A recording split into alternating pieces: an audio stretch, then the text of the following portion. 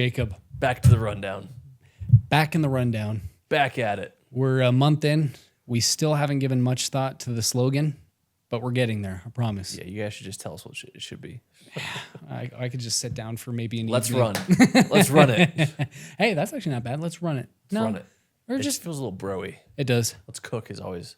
I mean, we can Let's cook was a good one. We could always keep it, but welcome to the rundown. What's the rundown, Jake? Welcome to the rundown. I just think that's easy. The rundown is, here's the rundown, you guys. Your businesses suck. And it's time to improve, and that's what this podcast is for. That actually is the topic of the podcast. Just let's I would have dialed it back personally. Yeah. That's why there's two of us, the yin and the yang, the black and the white. Yeah.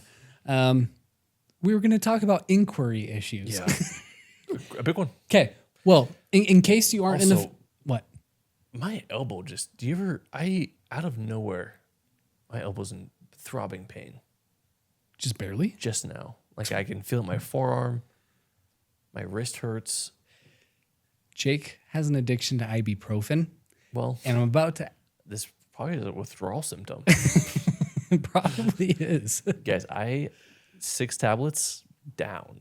Dude, I will never forget when you bought that bottle of Advil at the airport, and it was the next we traveled that week. The next week we're back at the airport, and you're like, dude, I have a headache. I'm like, oh, don't you have that thing of Advil? And you're like, no, I ate it all. You said ate it all. I'm like, what do you mean? He was like, yeah, I finished it when I got home. I was like, what do you mean you finished it? He's like, yeah, I just saw I had some Advil and I just took the Advil. I'm like, did you have any headaches? And no. Just took the rest of the bottle. They're on my desk. I was like, oh my god, Popping some pillies. Jake, that is not healthy. So please help Jake in the comments. Is broken. That sucks about your elbow though. I have blow pops in my car if you want one. Please. What happened to your moving? I don't know, man. Anyway, what I was about to say is, if you're not part of the Facebook group, what we've been doing lately, Jake's posted some community polls. We're trying to get more market data on We're about to audience. launch something massive. We are. Like, we're launching something this summer. We're trying to get more, research behind it. And something that Jake asked the other day was, I think, very valuable, something to talk about that can help a lot of people in this industry and where you're at. And so what he said was, what's the hardest part about onboarding new clients? And the overwhelming majority, we're talking 63%. Give the other options first. Okay. So the hardest part about onboarding new clients. Here were the poll options, you guys. The poll options were, I'm not confident with my pricing. My packages don't make sense. Consultation calls are really hard. How to create the proposal, like the invoice and the contract. What was the second most voted one? The second most voted at 20% was, I'm not confident with my pricing. Okay. And then the overwhelming majority, okay, we're talking other ones had 4%, 6%, and 7%. The other 63% was getting an inquiry in the first place. Yeah. 63%. Yeah. Made me sad, actually. Yeah, that's tough. People are out there struggling. So we want to talk about that. Practical tips help you get inquiry. There's no one right way, but there are many ways. Mm-hmm. Getting an inquiry in the first place. So Jake, let's say I'm a new videographer, I've shot a couple, I'm in year 1, I'm charging, let's say $2,000 per wedding, and I just don't know how to get inquiries. Like, what would you recommend if I booked a coaching call with you? Oh man, just pray, I guess. I'm joking. Fasting and prayer. Vigorous fasting and prayer. I would say no, it's a great question, and I think especially in your first year, I would say newer. I think once you kind of get the ball rolling and you kind of start gaining momentum in your marketing strategy and your networking connections, I believe that ball continues to roll, and you should be continuing to leverage new content and new relationships, yada yada yada. With that being said, I think a lot of people who are still established might be having a harder year. And so before I talk about the newer guys, just a quick little thing about the established people who are struggling to get clients. I think about our conversation with Nolan, who just referenced that podcast about how, like, sometimes when you have a good year and your next year isn't as good and you think, oh, the economy sucks or what's happening or the market's too saturated, all these excuses. But the reality is you had a good year, and so you took your foot off the gas. And so I think once you get that momentum going, please continue to market yourself and to post and to be relevant. And I think I saw a podcast this last week posted saying how companies looking for brand sponsorships with influencers, the biggest question is, are you relevant? Like, do people know who you are? And does your audience like you? Like, period. Like, whether you get a lot of views or likes or shares or like, yeah, those are all good metrics, but like at the end of the day, are you relevant, right? People know who you are. Do you reach a lot of people? And so I think as a videographer, are you relevant? Do people in your area know you offer videography? Do planners know your name? Do brides know you exist? And it's like, well, no. It's like, okay, which goes to my first point, beginners. If you're a beginner and you're really trying to get those first few inquiries and you're struggling to get inquiries in the first place, which I don't know if one of the answers was being ghosted, but I guess like I think it was added because people could add the poll just option. no one like people are just struggling to get an inquiry in the first place. I think I use the word first place, right? Yeah. So it's not like you're getting inquiries and they're ghosting you. It was like you just can't get people to get into your system in the first place. A couple things. Parker always taught the content is king, but distribution is queen. Your content is only good if people are seeing it. If you make great films, great. But if no one's seen those films other than the family who you made it for, why wouldn't you expect, a low inquiry? So you need to learn how to distribute your content, and get your name in people's minds. Can I just add a little appendix right there? Appendix it up. Okay. So for a long time, content versus quality was the big thing. And that's where Parker came in. He said, no, it's really content versus distribution. But a little sub outlet of distribution is speed. Yeah. Like how fast you're delivering something has been huge for us in terms of getting more work, keeping that momentum. Darren Hardy calls it the big mo, you want to keep that going. And so if let's say you get a booking and it's gorgeous, beautiful florals, design, whatever, and then you're distributing it and it's beautiful work. But if it's a year later, that kind of sucks, So there's this fine balance between pumping out quality work, but pumping it out quick. So you're striking while the iron's hot to keep the momentum going. My catchphrase on Wedding Video Pro was post quality content consistently. And I wish it was all C's because I could call it the 3 C's, but quality, though it sounds like a C, is a Q. The QU. Anyway, quality content, consistently and speedily. I would say is literally, one of the key metrics of how we've been able to get inquiries. And so that's the big question, right? So you look at the problem, lack of inquiries. You're like, well, what's that caused by? Simply, brides don't know you exist. Right. Right? Because if they knew you existed, they'd inquire. And if they know you exist and they're not inquiring, you have to ask these questions. I think these are all questions I think we don't talk about enough in our community. I think everyone's kind of focusing on like the eye candy topics about, color grading and technical things that make your films look beautiful. But like that's all, like I said, it's all for naught if no one is seeing your films and no one's knowing you are a wedding videographer. And so then you have to start asking your business these questions. Okay, why aren't brides finding me? And I think that question alone should spark a whole lot of self-reflective points about your business. Remember when Nicole asked us about our business and said like, I forget which question that made us really self-reflect, like, oh yeah, just like, who's your dream client? And that was the first time. And she was like, describe them to me. Perfectly. Yeah. And I was like, not just an idea. Like at the time I was like, yeah, like anyone with money. Yeah, like beautiful weddings. It's like, well, that's not a dream client. Tell me your dream clients. And Nate and I were like, old they are. Yeah, what age, they wear. how much money they have. Like, is it black tie, adventurous? So I think probing self-reflective questions into your business. The first one should be, why aren't brides finding you? I bet that the spirit of guilt should tell you what you should be working on. And I know when I ask myself that question, it's usually like, yeah, I'm just not posting enough. It's always like that, I'm not marketing enough. I'm not like trying ads, or I'm not attending networking groups in my area to like start building a portfolio. Whether you want to be a travel videographer or a local, doesn't matter. If you're starting out, you have to start where you stand, right? And so that's getting your local network understanding. At Clarity, Jason was like, do you know who you're competing against? You should. Yep. You shouldn't ignore them like they're the plague, like out of sight, out of mind. No. You should be knowing who am I competing against in my area, who's in my same price range, doing my same clients, who am I losing gigs to? If they're not booking you, they're booking someone else. Why, right?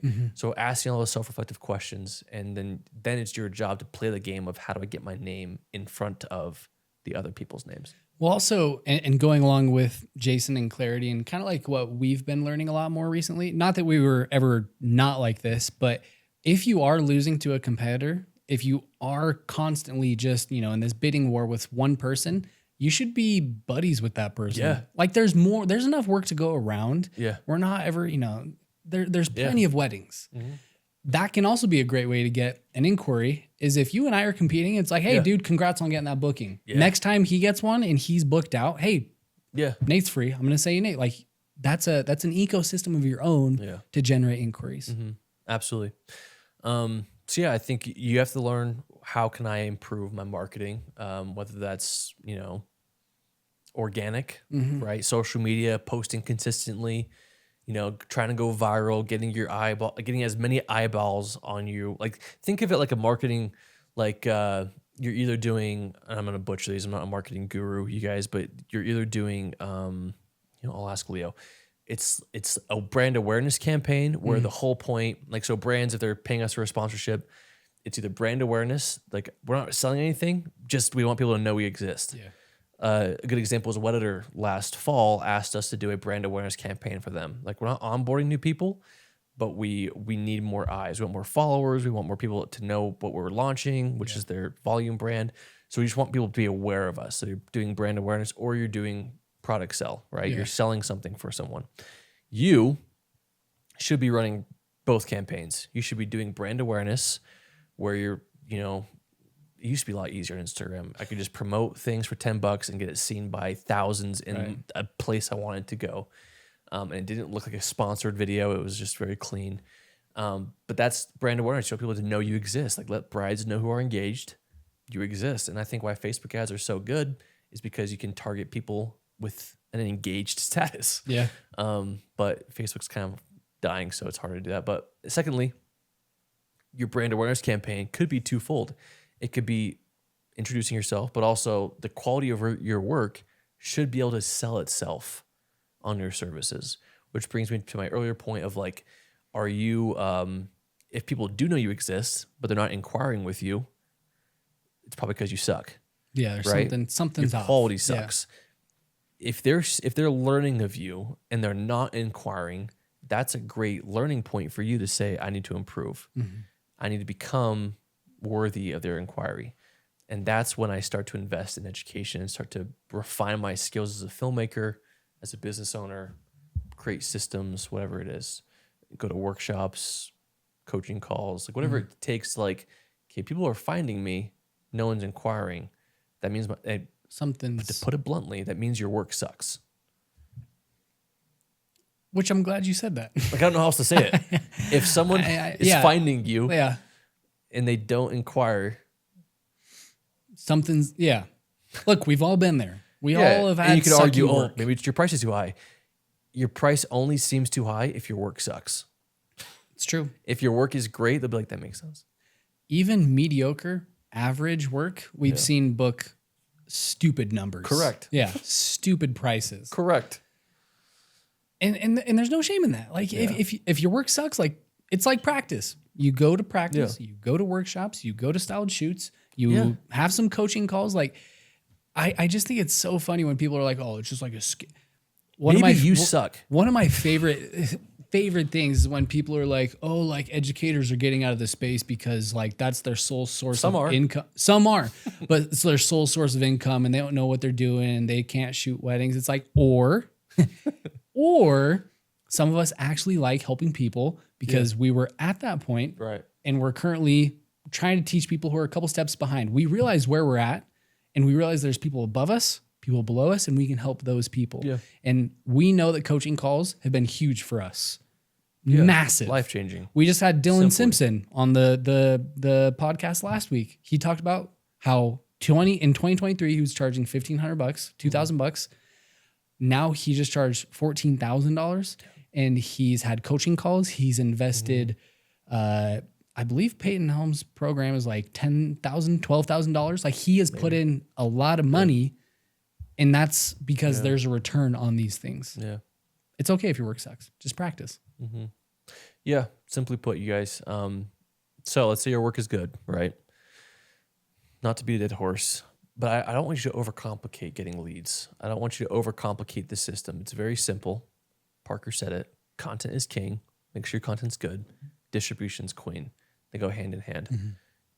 Your work needs to be good, and then you got to get that work seen by your ideal client profile. ICP, I think, is the phrase. I'm trying to use all this jargon that I'm learning recently. But your ICP, your ideal client profile, who they are, target them, find them, book them. So that's kind of I would say that's the principle, that's the theory of it, right? Yeah. The practical application is like we always preach, right? Get content, get a portfolio as quickly as you can. People are much more confident in you if they can see you've done it before, right? You don't want to hey, make me a burger. Have you ever made one before? No. They want to see you can make a good burger. And so they at least want to see at least 3 pieces on your website that prove that you are an established wedding videographer. Now, those 3, I'll say this, they can be styled shoots. They can be content that's not real weddings. All I ask is, out of the principle of the whole thing, to replace that as quickly as you can with real events to show that you're a real event videographer. Now, I think there are other ways you can do it in a non-fake way. A very common way, I would say, if I was to get my name out there and I can't get a client, can't get content, it's kind of the chicken and the egg thing. You got to get your chicken so it can start laying you eggs. Get some friends and say, hey, write like a vow or write like a love story, like a letter to one another. And can I film you guys walking around the city and then film you reading that letter? The principle being you're there to, they don't need to be in a wedding dress, but showing 2 people in love, telling a story, and then you as a storyteller turning that into a beautiful edit. So that way a couple, even though they may not see a wedding, they feel an emotion of like, wow, so-and-so made me feel this way. Yeah. I want them to make me feel that on my wedding day. Yeah. And I also just think like setting up your own styled shoots, getting content, people see the bride on your website, crucial, things like that. I also think the power of word of mouth is crazy. Yes. And it kind of depends where you are in your journey, but I think a lot of people kind of get this hesitancy to say, I'm a wedding filmmaker, I'm a wedding videographer, for whatever reason. Maybe they just, wish they had a different occupation, or like they feel like people are like judging them, because when you tell someone you're a wedding videographer, most people assume like, oh, that's cute, a little photo business, That's the first question they take. I'm like, I'm a wedding videographer. And they go, oh, how long have you been taking pictures for? Yeah. It's like, you idiot, you moron. They don't know the space, but that's not their fault. But there's a lot of power in someone, you meet them for the first time. Hey, what do you do? Don't just say, I'm doing, I'm an accountant, but I'm part-time, I film some way. Like, no, I'm a wedding videographer. Like, just tell people that, and you're going to be known as that. And you'll be very surprised at what people have family members getting married, and they're going to remember, oh, I met Jake, whatever location. He said he's a wedding videographer, and I bet I could reach out to him and hook him up with like that goes a long way. Power of the word of mouth. I agree. Goes a long Guys, way. 2 days ago, I went to Zara to buy a new shirt, and in the dressing room, some lady, because those dressing rooms suck and they're curtains, and so this lady was looking in my dressing room, and she's like, can I ask you a question? This old lady, and so I came out of the dressing room, and she wanted me to give her feedback on her husband's suit he was buying for their daughter's wedding. And I gave my full unbridled opinion, because I was like, I'm never going to see you again. And I told him, I was like, it's too short, it's too long here. Like, it just doesn't look looks pretty cheap. Yeah. I was like, you want to get a different shirt, color palette's all wrong. And she goes, why do you know so much about suits? I was like, oh, I'm a wedding videographer. And she's like, do you have a card? And I had a card. And I hope I never film that wedding, because I don't think we will. But point was, advertise, word of mouth, concur. And then secondly, I think that one of the fastest ways in the door is to network. Is to go 100%. to wedding venues in your area. Wedding venues is the easiest low-hanging fruit you could ever get. Go to a wedding venue and say, hey, can I come? I'm brand new to wedding videography. Can I come and make a venue video for you? On a random Tuesday, you go there for 2 hours. You film some drone footage, some interiors, make them a beautiful video. I promise you they will want you to be their go-to guy, and they will refer you to all their clients getting married there. Or you ask them, can I leave business cards with you for any clients that come and do walkthroughs who are looking for videography? And they'll probably say yes. planners, photographers, getting in with these people, adding value to their businesses, more times than not, they'll want you to work with them again. Yeah. And then I think a third unconventional hack, if I may, Please. get in the Mormon market. If you want the fastest money, Easy people weddings. who are engaged for maybe a month or two, Quick turnaround times. you're doing 4 hours of coverage. There's rarely any audio. Sometimes a ceremony, sometimes not. Sometimes just like a party. And you just want practice. And with couples who also want to, before their wedding day, put their wedding dress on and go do an adventure session somewhere gorgeous off-site, and make it easy, $1,500, Dude. $2,000, Easy. possibly on a Thursday. Look into the 100%. local Mormon market. Seriously. And I promise you, once you're in with the Mormons, they'll take care of you and you'll be booked out every Word of weekend. mouth spreads like wildfire. Mormons are loyal. Yeah. And they don't have to be a Mormon to shoot Mormon weddings. And there's 8 kids in the family. So you'll shoot one next year, the next one. For 8 years, you're covered. yeah. Yeah, you shot. You're chilling. Yeah. Yeah. The Sandersons, I've shot 4 of their weddings. Love them to death too. It's great. And the best part, it's worldwide church. So Yeah. whoever you are listening to this, whether you're in Fiji or China Taiwan or Missouri, Utah. well, Missouri might be some hard feelings there. I don't know if feelings have boiled down, Point being, simmered down. you could find it, but also if you're a bigot and don't want to film Mormon weddings, I'm joking. WIPA is also domestic and has chapters all over the country. I would highly recommend looking into finding a local WIPA chapter. It's a Wedding International Professionals Association. And professional association. I They think have that's chapters, it. they have Not events. planners. Great place to network. Put your name out there.